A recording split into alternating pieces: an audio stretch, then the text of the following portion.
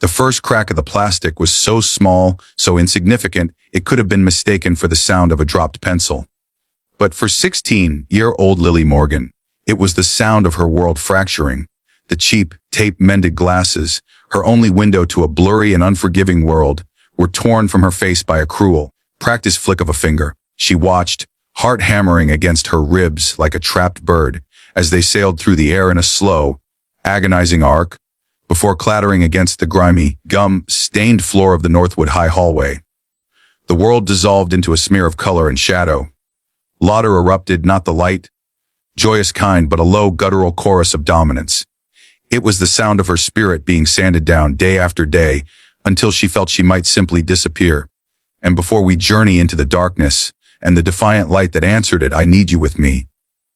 If you believe that everyone, no matter how quiet or invisible, deserves a shield, then you're home here. Subscribe and join our family. We tell these stories not just for the views, but for the voices that need to be heard. Lily's descent into this daily hell wasn't a sudden plunge. It was a slow, suffocating erosion. It began with Chloe, a girl whose beauty was as sharp and cold as a shard of glass.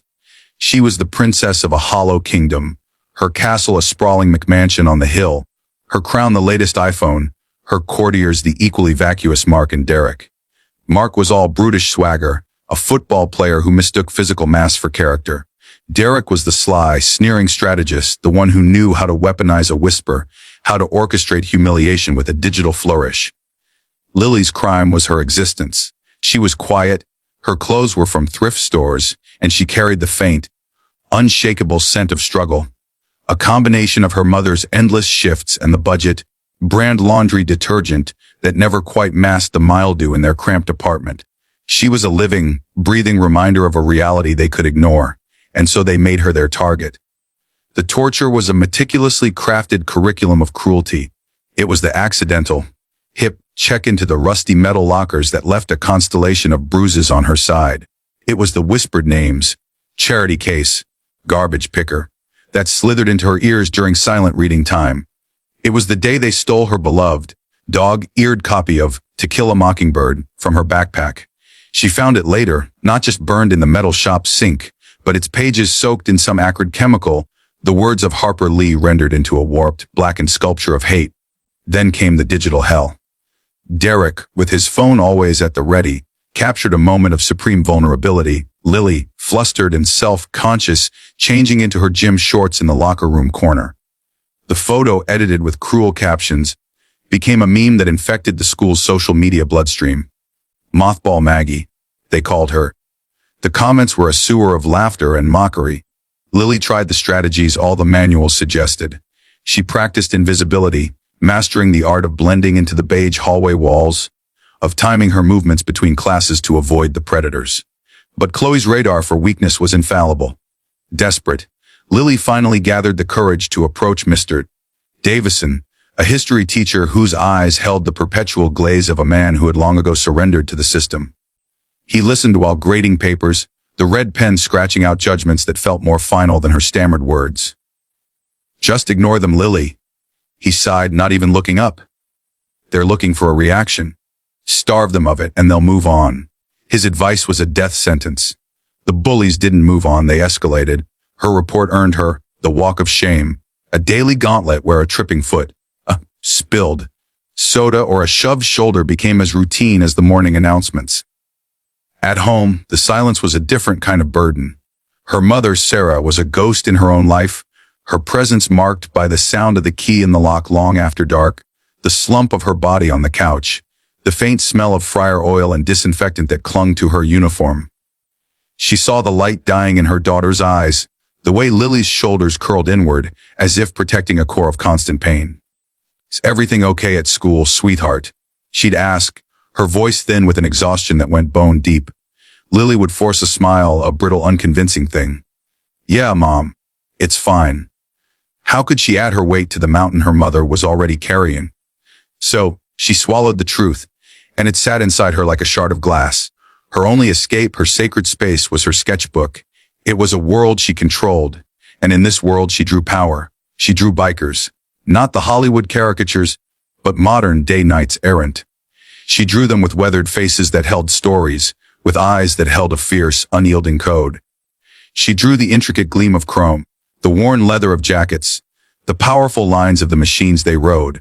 Her masterpiece, the piece she had poured her soul into for months, was a large charcoal drawing titled Guardians.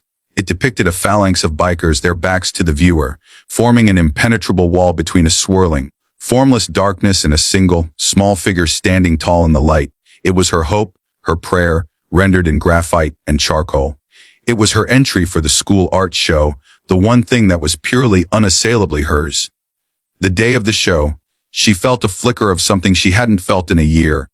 Pride. She walked into the decorated auditorium, her heart a fragile bird taking flight. And then she saw it. The space where her drawing had been was a raw, white void.